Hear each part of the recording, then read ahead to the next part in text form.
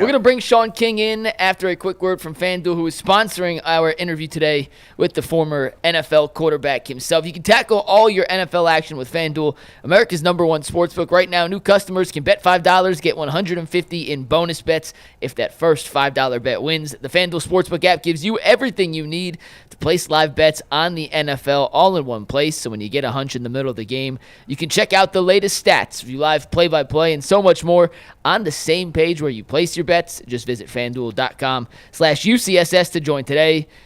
Never waste a hunch. Make every moment more with FanDuel, an official sportsbook partner of the NFL. Before we bring in Shaun real quick, couple of injury notes. Don't do that, Bo. When we do a read, it comes out. It pops them up automatically. You can bring Shaun up. It's fine. I'm just going to read these couple of quick injury notes. Joel Bitonio and David Njoku not expected to practice today due to injuries. Bitonio back injury and Njoku hamstring injury. Let's bring in Shaun now. There he is.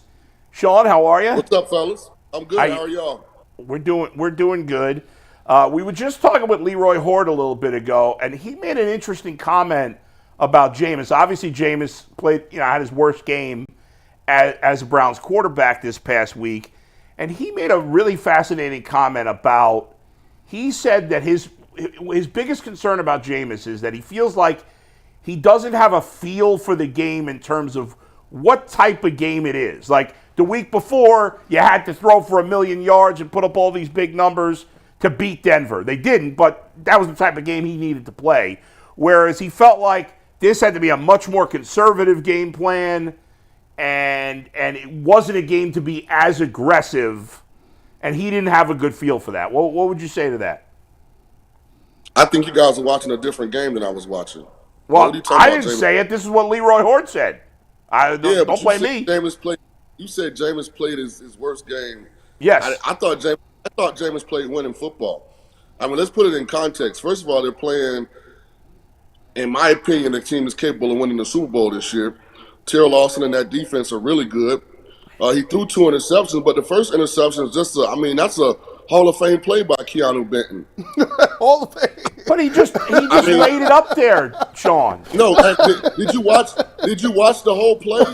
Yeah, he lofted it up with 6 defenders. No. Go back and rewatch the play. It's a perfectly thrown ball to Nick Chubb. Keanu Benton is playing defensive tackle on a screen play. He rushes to the right, realizes that it's a screen, reroutes, is not even in the picture when Jameis throws the ball, cuts in front of Chubb and picks it. Like, it's a phenomenal play. Sort of like the week before with the one, I think it was Bentonio, I think. What was his name? Benito had from the Broncos. Man, that's a phenomenal play. And here's what's so crazy when people get focused on the quarterback position and they don't know how to evaluate it. If Dustin Hopkins, who's paid to make field goals, just makes his field goals, that's a 13-13 game. Jameis drove him down the field at the end of the first half. It's a 10-7, it's a 13-7 game at halftime, right? Dustin misses the field goal before the first half, at the end of the first half. It should be 13-10. Jameis drives him down the field to begin the second half. Dustin misses another field goal. It should be 13-13. Am I missing something? Then all of a sudden the Steelers go off and they got a lead. In the end, take it to 27. Hold on. They take it. No, hold on a second. Go ahead. Because now they extend the lead to 27-7, and Jameis puts together a 14-15 play drive that ends in a touchdown to Njoku. I hear you, but in the end, he only got them in the end zone twice, and the second time was when the Steelers had a huge lead, so they probably were playing defense a little differently, no? Well, is it Jameis' fault that Stefanski and Ken Dorsey called the worst 4th-and-1 play in the history of football? Well, I don't know that they called it. I think it's possible Jameis changed the play, which he did. That play had 3 motions on it. The one where they motioned Jerome Ford back to tailback and handed the ball to him on some kind of little ridiculous, mini, outside kind of zone play and gets tackled for a loss. You know the play I'm talking about? Yeah, I know exactly the play. It was an awful play. Yeah. I don't know what the original design was, but what transpired is not what was called. Where the confusion was out. Stefanski said that after the game. That's not what we were supposed to do. So I don't know I haven't found out yet what the design was, but it wasn't that. Well, it damn sure looked like everybody was running the same play to me. They just didn't execute it well. So I would like Stefanski to clear that one up because I don't have me scratching my head. And I'm not trying to take blame off of anybody. I'm just saying if you really look at that game, I mean, I thought Jameis played winning football. I'll be honest with you. Elijah Moore got to run full speed. Say what you want. I listened to the broadcast. I heard Tony Romo say Jameis should check that ball down. But listen, man, if I asked you was Elijah Moore running as fast as he could on the second interception, what would you say? I'll tell you what. I see David Njoku sometimes, and David Njoku. He's the worst. He's the worst route running tight end in football. He be walking a little bit. He be walking a little bit. Terrible. Now here's so some people. Now what do you say about this? Because we was just talking to Leroy, and sometimes when it comes to the game, right? Sometimes when it comes to throwing a ball or throwing interceptions and turnovers, when people say sometimes you got to look at it at a game and be like, you know what? I'm not gonna put the ball in harm's way. I'm gonna be extra careful. I'm gonna be extra safe about it. Do you think that Jameis Winston has a problem with not understanding that?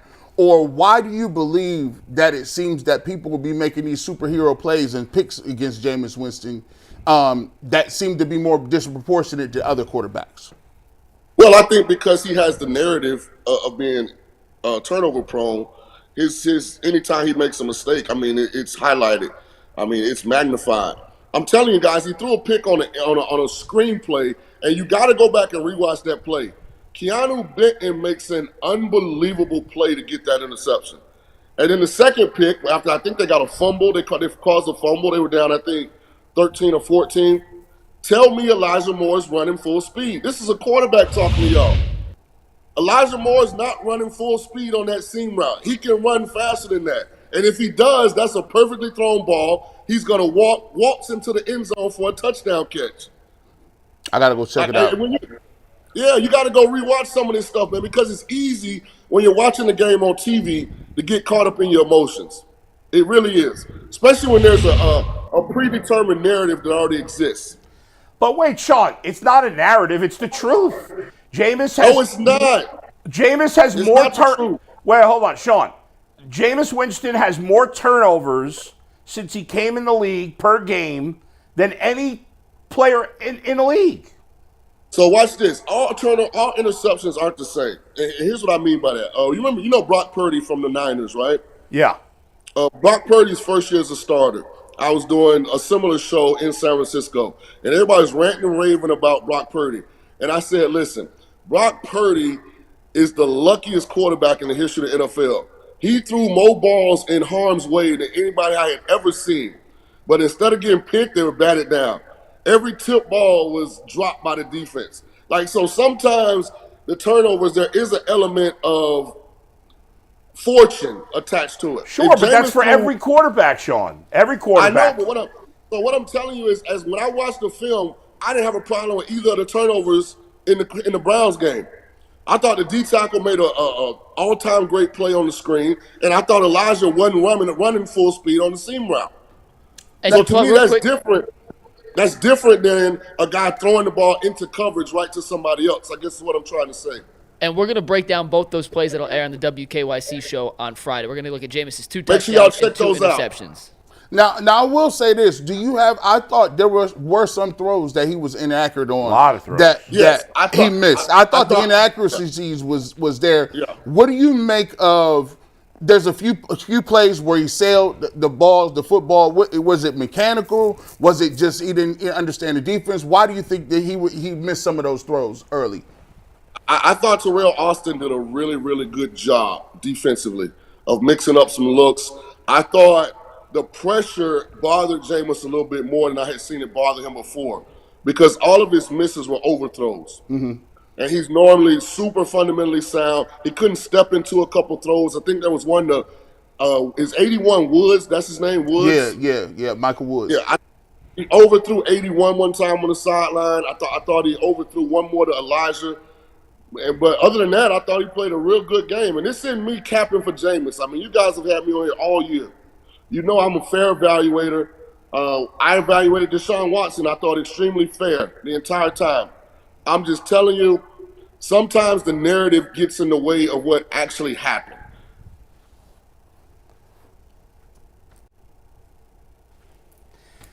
Shaun, let's talk about some other things. I don't think I ever had Bull speechless before. You had me speechless there because I'm going to be honest with you. It does feel like you're capping for Jameis Winston a little bit. I mean, right. That's why I said that. Can't believe I I wanted just to be very, Yeah, I wanted to be very clear that I don't have a dog in this fight. If Jameis gets $60 million next year from the Browns, I don't get any of it. But nobody's paying him. You think somebody's going to pay him $60 million? No, I'm saying it for context. Why I'm not capping. I'm not invested in whatever happens to Jameis. I'm just being a fair evaluator of what I saw when I looked at the All-22 film from the Steelers-Browns game.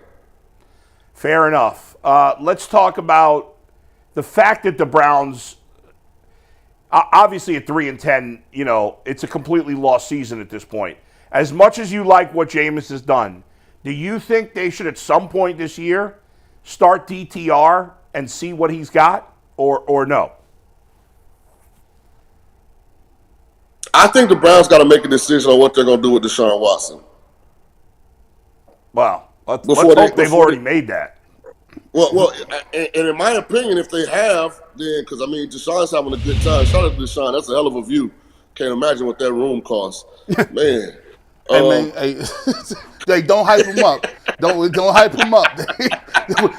Do not hype them up. The kids was awake and in bed, and you done woke them up talking about I got a new video game for them. They out there going crazy now. Shaun, along those lines of that picture and him being in that spot, a lot of people in Cleveland lost their mind over it. A lot of people said it's not a big deal. You wanted him out of Cleveland. He's out of Cleveland. Here's where I fall on it. If he was committed and believed he was going to be back next year as the quarterback of the Browns, he should be in Cleveland full-time rehabbing. If Patrick Mahomes was hurt, Patrick Mahomes would be in Kansas City rehabbing. If Joe Burrow was hurt, he'd be in Cincinnati the whole time rehabbing. He'd be at the games. I don't think he's back next year as the starter, so, whatever. But if they thought, and if he thought he was the guy going forward, wouldn't he still be here and be around the team? I just think Deshaun Watson's tone deaf. I think he lives in an alternate universe.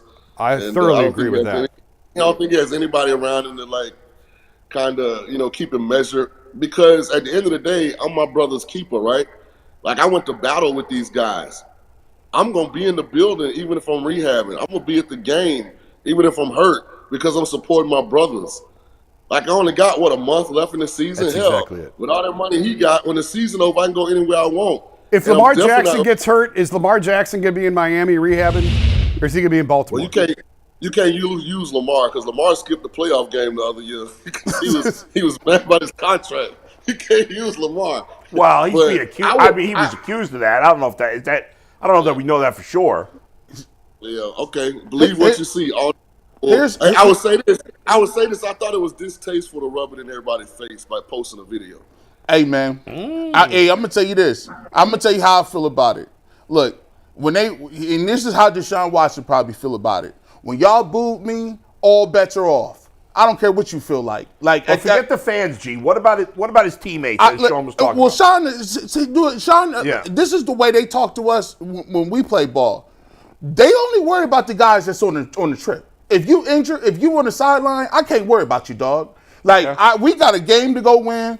Deshaun Watson, if you're a defensive lineman, I already had this thought. If you're a D lineman, you're supposed to be worried about Russell Wilson, not what Deshaun Watson is doing with his beautiful wife or girlfriend and a beautiful view. At the end of the day, the league is cold and calculated because him posting that ain't gonna have no difference in whether he gonna play or not. If he can't play well, he's not gonna get another job. I'm gonna shock you, and I'm being the minority opinion here. I think Jameis's wife is hotter than Deshaun's girl. She's more Jameis's wife is more. Are we really going to do this right now? I'm just giving my opinion. Jameis's you can wife plead the is fifth more if you girl want. next door. I'm sitting this one out. As opposed to supermodel, I think that I like that look better. Hey, listen, there's rules of engagement. I can't say nothing. It's all compliments. I'm not sitting here and rating another man's woman. You guys are soft. I'm sitting Shaun this agrees out. with me. I know secretly he does, but he can't say it. They're gonna revoke bull credential. Hey, Right. Shaun knows this rules of engagement. I ain't never met Shaun in real life. That's like me meet him for the first time and me say, listen, man, your wife, man, boy, I tell you, unacceptable. Shaun, under no circumstances does that go down. If I see Shaun, I don't even see his wife. You know, look, I don't acknowledge her. I'm like, hey, I'm over here. This is my guy right here. But over here, we don't even see that. All right, I'll get serious, Shaun. Let's wrap it up with a serious question. Is it acceptable that Jameis Winston's barber is white? Is that acceptable to you? Because I'm a little offended by it. Yeah, when you're from the South, now, it's some white boys that can cut. That's what I'm hearing. I didn't know this. And they can cook collard greens. All that. That's going a step too far. Collards. So a lot of the white people in the South are like part black anyway, like because they grew up around that culture. You know, it's different down there, bull. Well, I mean, I grew up in New York South? City. Not the South, but I grew up in New York City. I wasn't around white people all the time. I was around, you know. I can't cut G's hair. Those are aliens. Those are aliens. People from New York. Like, are y'all even American?